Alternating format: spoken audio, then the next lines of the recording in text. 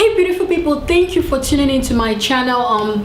It's your girl Nenyeh, and I am back with another video. Today I am going to be talking about the process of applying to US colleges and US universities. So first of all, we know that applying to colleges can be very daunting, like it can be very frustrating. And then imagine if you're an international student that doesn't know how all these things work. So today I'm going to be telling you the processes of applying, the steps you have to follow and all that. Let's just get right into the video.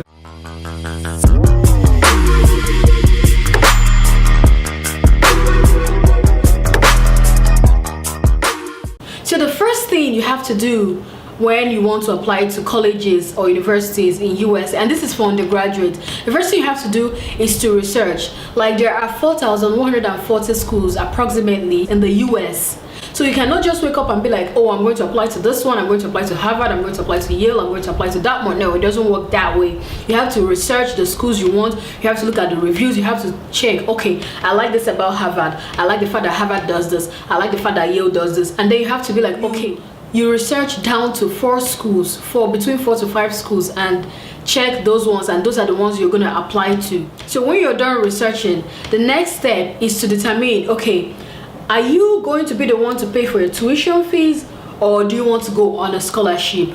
Now, answering this question is going to determine how you're going to score in your SAT. SAT scores is like your ticket to college. Like when you have a very high SAT scores, then you can have like a real good scholarship. If you're attending for a scholarship, then that's like a whole different process, because first of all, you have to make sure your SAT scores are very high. But let's just, for the sake of this video, let's just say that you're just going to pay the tuition fees with like your parents' money.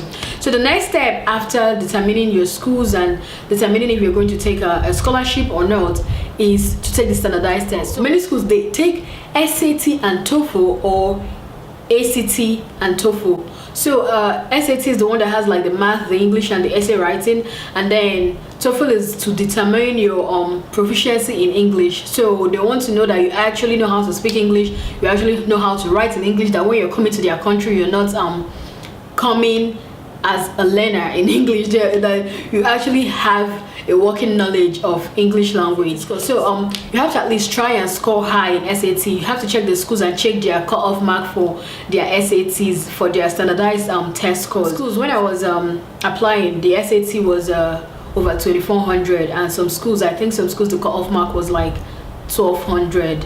Now the SAT is over 1,600, so I don't really know what most schools would collect right now, but you have to check those schools that you have researched on and those schools that you have decided that you are going to attend, and then you have to check their cutoff marks for their standardized tests. And then the next thing after this is getting your transcript. You're going to get this from basically your high school. So your high school, you just go to them, they will give you your transcript.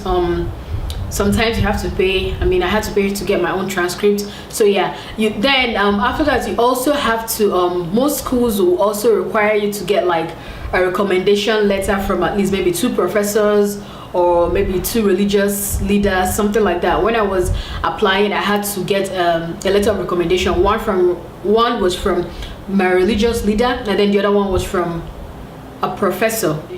And then another thing also is your GPA. So some people say GPA doesn't matter. I mean, to an extent, GPA doesn't really matter in the real world, but if you're applying to college, GPA does matter. So your GPA, you have to make sure you have a good GPA, especially if you're applying for scholarships. Now let's talk about the scholarship application. If you're applying for scholarships, your SAT, like I said before, when I took SAT, it was over 2,400. So most times the universities will require you to have at least maybe 2,100 and above in your SAT, and then the higher you go, the more the scholarship. So 2,100 could be for only your tuition fees, and then 2,400 could be like a full ride, and a full ride includes your tuition fee, your room, your board, your feeding, and sometimes a stipend.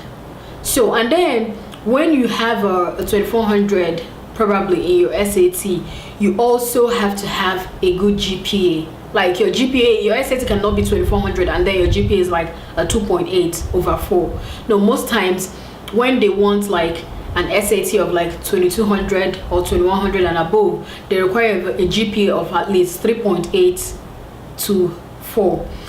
These are the main processes, these are the main steps to take to apply as an international student in US colleges, the first thing you have to do is research. The next thing after researching that you have to do is to determine if you're taking a scholarship, if you're going with a scholarship or not. And then after that, you have to take your SATs, your ACTs, your TOEFL, all the standardized tests. Take all of them, score a very high score in them, ace it. And then the next thing is like your transcript, your GPA, and all those stuff from your high school. The next step after that is getting your letters of recommendations, and then you start applying to the schools. So people think applying to schools, you should maybe start applying some months before you want to attend. No, most times it's required, it's recommended that you start applying at least 18 months before the year. So if you want to come to the US in 2020, you have to start applying now. Like, you have to start looking at the schools now, and you have to start applying now, because you have to take tests, you have to get your transcript, there's so many other things you have to do. You have to process your visa.